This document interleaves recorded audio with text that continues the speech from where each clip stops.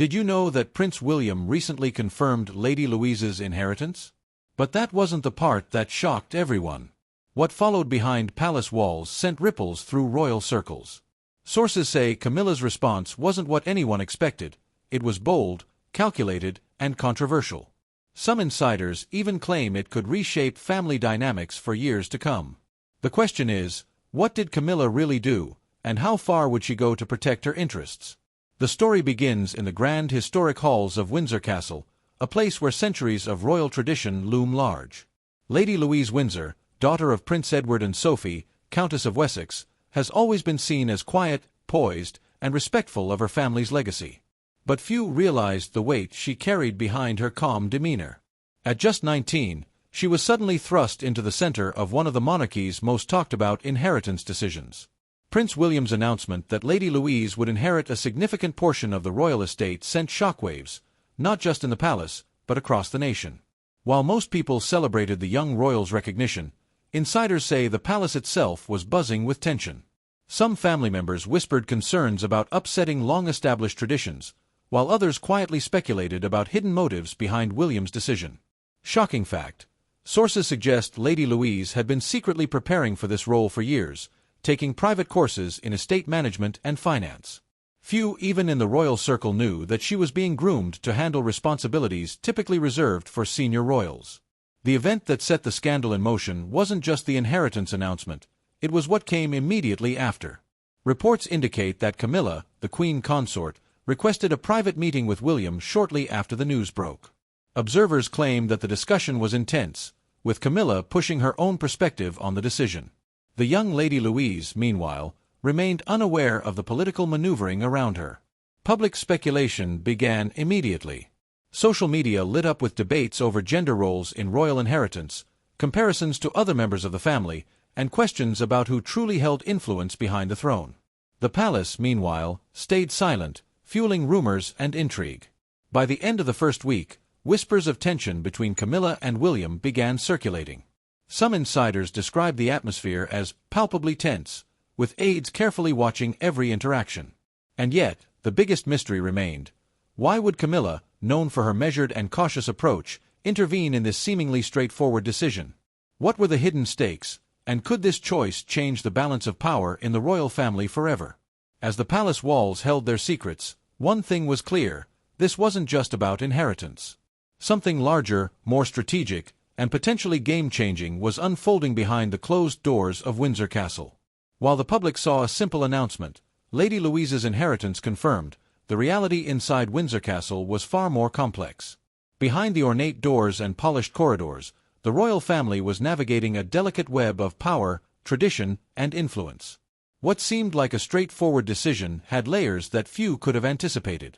Insiders reveal that Camilla didn't just casually comment on William's plan. She allegedly called for a private meeting with the prince, a sit-down that some advisors described as unusually assertive. It wasn't just about protecting Lady Louise. Reports suggest Camilla had her own vision for the future of the royal estate. Some believe she wanted to secure a subtle influence for her own children, while others claim she acted purely out of concern for the monarchy's stability. Either way, her intervention sparked quiet tension among senior royals. A lesser-known fact: palace sources say that prior to the meeting, Camilla had been in contact with key advisors for weeks. Letters, memos, and discreet conversations reportedly circulated, laying the groundwork for her position. No public record of these communications exists, making the details speculative, but multiple insiders confirmed that this was an unusual and carefully planned maneuver. William, for his part, remained firm in his decision. He wanted Lady Louise to inherit independently, to give her both financial security and agency in royal matters. Yet, even he reportedly admitted privately that Camilla's influence could not be ignored. The delicate balance of respect, authority, and family loyalty hung by a thread. Meanwhile, the public remained largely unaware of the behind-the-scenes drama. Royal watchers began noticing subtle cues, whispered interviews, carefully phrased statements, and media leaks that hinted at a quiet power struggle. Social media theorists speculated wildly, drawing connections between past decisions and the current controversy. Another shocking detail: confidential palace documents suggest that Camilla's intervention might have temporarily delayed the finalization of the inheritance. Advisors scrambled to ensure the process remained legal and in line with tradition, while keeping tensions from spilling into public view. The motivations were layered. Camilla, with decades of experience navigating royal politics, understood that appearances mattered. Every decision could set a precedent, alter perceptions of the monarchy, or create long-term implications for succession and influence. And yet, the true impact of her actions wouldn't be seen until weeks later, as Lady Louise began assuming her new role in managing the estate. And yet, no one outside the palace suspected the full extent of what was happening. Behind closed doors, a quiet battle of influence and legacy was being waged, a battle that could redefine power in the royal family for generations. What the public didn't know, the seemingly simple inheritance had become a chess game of subtle strategies, secret meetings, and calculated influence. And the most shocking twist: the outcome of this hidden truth might not favor anyone the way they expected. The moment Prince William confirmed Lady Louise's inheritance, the media exploded. Headlines blared across newspapers and websites: Lady Louise set to inherit, Camilla steps in, and royal power struggle behind closed doors. The public was intrigued, confused, and, in some cases, outraged. Social media lit up with speculation. Who really influenced the decision? Was this a sign of growing tension between the younger generation and the Queen consort? Shocking fact: some tabloids reported that insiders described the palace as being in pandemonium. Staff were allegedly moved between departments to handle leaks, and security was on high alert to prevent private conversations from being recorded. A palace aide reportedly muttered, "We haven't seen this level of scrutiny in decades." The royal family has always been cautious with media interactions, but this time the pressure was intense. Traditionally, announcements like inheritance confirmations were made quietly, with minimal fanfare. Yet, in the digital age, information spreads instantly. Every subtle phrase, every carefully worded statement, was dissected for hidden meaning. Historical precedent added to the frenzy. In the 1990s, Princess Diana's interviews with the press created a media storm that shook the monarchy to its core. Similar patterns were emerging now. Minor details leaked, anonymous sources quoted, and speculation ran rampant. A lesser-known fact: senior aides reportedly feared that if not managed carefully, the narrative could spiral into public distrust of the royal family's transparency. The palace tried to control the narrative. Carefully worded press releases emphasized Lady Louise's maturity, poise, and the importance of tradition. But the public didn't just focus on her, they focused on Camilla. Every gesture, every appearance was scrutinized. Some commentators suggested that Camilla's involvement hinted at deeper strategic ambitions. Others framed it as protective guidance for the young royal. Either way, the story sold headlines and captivated audiences worldwide. Shocking insight: one journalist reported receiving an anonymous tip that the media frenzy was partly fueled by unnamed aides seeking to influence the outcome of the inheritance behind the scenes. It wasn't just about facts, it was about perception, reputation, and legacy. As tension escalated, the palace found itself navigating a delicate balance: protect the family, shield Lady Louise, and manage public opinion. Every misstep could be amplified online or in print. Staff meetings reportedly grew longer, with advisors debating whether silence, clarification, or proactive statements would best control the narrative. But what no one knew was that the royal family had a hidden ally in the media, a senior editor sympathetic to the monarchy, carefully guiding coverage to avoid outright scandal. For now, this ally remained invisible, quietly tempering the frenzy. But the question lingered: for how long could the palace rely on secret support? And what would happen if this fragile balance broke? By the end of the first week of coverage, it was clear: the inheritance confirmation was no longer a private matter. It had become a public spectacle, forcing the royal family into a new kind of scrutiny, one that blended tradition, legacy, and modern media pressure. And as the story continued, tensions within the palace only deepened, setting the stage for the family's most challenging internal conflicts yet. Behind the polished walls of Windsor Castle, the inheritance announcement had done more than spark media frenzy. It had fractured the family itself. While the public celebrated Lady Louise's newfound recognition, the royal household was quietly reeling. Conversations that once flowed smoothly in private corridors were now charged with suspicion, whispered disagreements, and unspoken resentments. Shocking fact: insiders claim that Prince Edward, Lady Louise's father, expressed private concern over Camilla's involvement. According to palace aides, Edward reportedly told William, this wasn't supposed to happen this way. He feared that his daughter's moment of empowerment was being subtly influenced, or even overshadowed, by the queen consort. Camilla's intervention, whether intentional or protective, added another layer of tension.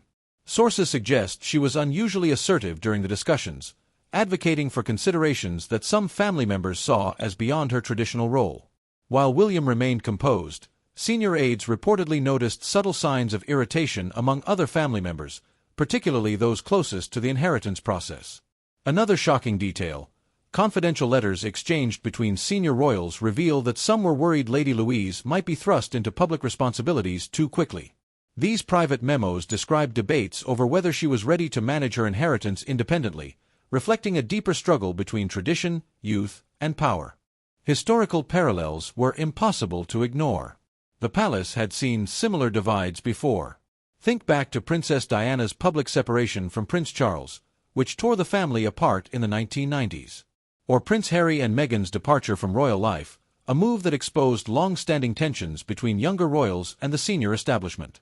Now, decades later, another rift was quietly forming, this time centered on inheritance, influence, and loyalty.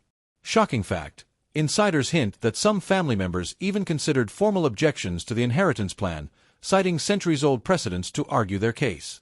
While these objections were never made public, their mere consideration reveals the depth of division within the royal household. Meanwhile, Lady Louise remained a silent observer. She had always been composed and thoughtful, but she was now caught in the middle of a subtle power struggle that she could barely control. Reports suggest she sought counsel from trusted aides, navigating a complex web of guidance, protection, and sometimes veiled competition. Tensions weren't limited to Edward and Camilla. Cousins, aunts, and uncles were reportedly debating the implications for future roles and responsibilities. A particularly shocking revelation: one private conversation, leaked to insiders, described a senior family member questioning whether tradition should be overridden for the younger generation, a debate that had been quietly brewing for years but had never surfaced so publicly. By the end of the first month, the family divide was clear. Allies formed, silent rivalries deepened, and long-standing loyalties were tested. The inheritance had triggered more than a financial or ceremonial shift.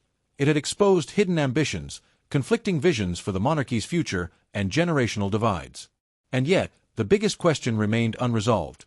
Was this scandal truly over, or was the family about to face an even bigger revelation, one that could redefine relationships, influence, and the very structure of royal power for generations to come? The tension inside Windsor Castle suggested that the story was far from finished, and that every member of the royal family would soon be forced to choose a side. As the palace walls trembled with internal tension, the external pressure began mounting too. What had started as a private family matter, the confirmation of Lady Louise's inheritance, soon became a legal and public spectacle. Palace lawyers were suddenly thrust into the spotlight, tasked with ensuring that centuries-old royal protocols aligned with modern expectations. Every detail, every clause in the inheritance documents, was examined with meticulous care. Shocking fact: the royal estate is governed by a complex web of historical trusts, private acts, and unwritten traditions. A misstep could trigger legal scrutiny from Parliament or even international observers. Insiders reveal that senior legal advisors spent days debating whether William's confirmation could be challenged under obscure statutes, some dating back to the 18th century. The stakes were high, not just for Lady Louise, but for the monarchy itself. Public reaction was swift and unpredictable. Social media exploded with speculation about Camilla's involvement, the influence of the queen consort, and the precedent this inheritance might set. Opinion columns questioned whether the monarchy was adapting too slowly to modern times, or overstepping its traditional boundaries.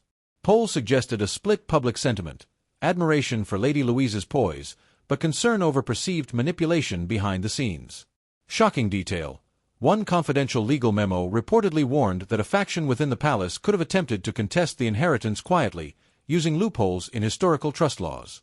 Though this challenge never materialized publicly, it illustrates the depth of scrutiny and caution surrounding royal succession and estate management. The personal impact on the family was profound. Prince Edward, while supportive of his daughter, reportedly expressed frustration over the attention and the legal complexities introduced by Camilla's involvement. Private aides noted that the usually composed Sophie, Countess of Wessex, spent long hours mediating between family members and legal advisors, trying to keep tensions from escalating further. Even Lady Louise, though praised for her calm and maturity, reportedly felt the weight of centuries of expectations pressing down on her. Historical context added even more tension. The British monarchy has faced similar legal and public challenges before. In the 1930s, disputes over royal inheritance prompted secret negotiations with Parliament to preserve both public trust and family integrity. Another example. The 1990s saw legal battles involving Princess Diana's assets, forcing the palace to navigate delicate negotiations that could not be made public without risking scandal. The parallels to Lady Louise's situation were clear. Legal wrangling in the royal world is never purely about money. It is about influence, perception, and control. Meanwhile, the public backlash continued. Editorials, TV segments, and online forums speculated on whether Camilla's actions were protective guidance or a calculated assertion of influence. Some commentators suggested the move could redefine the role of the queen consort, signaling a new era where senior royal women exerted power in estate and succession matters, a stark departure from centuries of tradition. And yet, the palace worked tirelessly to maintain control. Legal teams drafted confidential agreements, PR advisors shaped statements for public consumption, and senior aides attempted to balance family loyalty with public accountability. The palace's goal was clear: protect Lady Louise, uphold the monarchy's image, and prevent a small dispute from becoming a full-blown constitutional crisis. But a question lingered, whispered among insiders. Was this the monarchy's worst crisis in decades, or was it merely the opening act of an even larger storm? The legal battles, public scrutiny, and hidden tensions had exposed vulnerabilities in the royal family that few had expected, and the coming weeks promised to test the monarchy's resilience in ways that would echo for generations. After weeks of tension, legal maneuvering, and media scrutiny, the palace finally moved toward resolution. The inheritance confirmation for Lady Louise was officially finalized, but the atmosphere inside Windsor Castle remained charged. This was no ordinary announcement. It marked a subtle but profound shift in the balance of power within the royal family. What appeared to the public as a smooth decision was, behind closed doors, the culmination of strategy, negotiation, and carefully measured influence. Shocking fact. Sources reveal that Lady Louise, once considered a quiet and secondary figure in the monarchy, played an unexpectedly active role in shaping how her inheritance would be administered. She reportedly met privately with estate managers, legal advisors, and even senior family members, making decisions that demonstrated both foresight and assertiveness. For many aides, it was the first time they saw her exercise authority with such confidence, a sign that she could emerge as a key figure in the monarchy's future. Camilla's involvement remained a subject of intrigue. While the queen consort never publicly disclosed her role, insiders suggest her guidance was instrumental in finalizing the arrangements. Some claim she ensured that Lady Louise's inheritance was structured in a way that balanced independence with responsibility, subtly shaping the young royal's influence over estate matters. It was a quiet form of power that few could challenge, and one that would resonate for years to come. The family consequences were equally significant. Prince Edward and Sophie, Countess of Wessex, reportedly expressed relief that the matter had been settled without public scandal, but private tensions lingered. Certain family members who had opposed aspects of the inheritance quietly accepted the outcome, recognizing that tradition and authority were now adapting to a new generation. And yet, subtle rivalries remained, hints of disagreements over roles, influence, and precedence simmering beneath the surface. Shocking insight. Palace aides claim that this inheritance decision will influence succession planning, estate management, and even ceremonial roles for the next several decades. By giving Lady Louise a meaningful stake in the estate at such a young age, William and Camilla set a precedent for how younger royals might wield influence, challenging centuries-old assumptions about seniority and hierarchy. New facts emerged as the weeks passed. Observers noted Lady Louise attending official meetings, offering input on charitable initiatives, and consulting on estate management. For the first time, the public began to see her as more than a symbolic figure. She was stepping into a role that combined tradition with modern responsibility. Meanwhile, Camilla's subtle orchestration ensured that the monarchy maintained stability, even while quietly evolving behind the scenes. But what came next shocked even the most loyal supporters of the crown. Rumors began circulating that other younger royals, inspired by Lady Louise's new status, might push for similar responsibilities or influence. Advisors speculated that the palace would have to carefully navigate these ambitions to prevent future conflicts. In other words, this was more than a resolution. It was a blueprint for the monarchy's next generation, revealing both opportunity and potential vulnerability. The final reckoning was also a lesson in perception. To the public, the monarchy appeared unified, graceful, and steady. Behind the scenes, however, the inheritance drama had revealed cracks, ambitions, and alliances that had long remained hidden. It proved that even in a centuries-old institution like the British monarchy, influence, strategy, and quiet negotiation could shape outcomes as much as titles or birthright. As Windsor Castle returned to a semblance of normalcy, one lingering question remained: could the monarchy continue to adapt while preserving its traditions? And more importantly, how would the family manage the ambitions, influence, and subtle power plays of the next generation?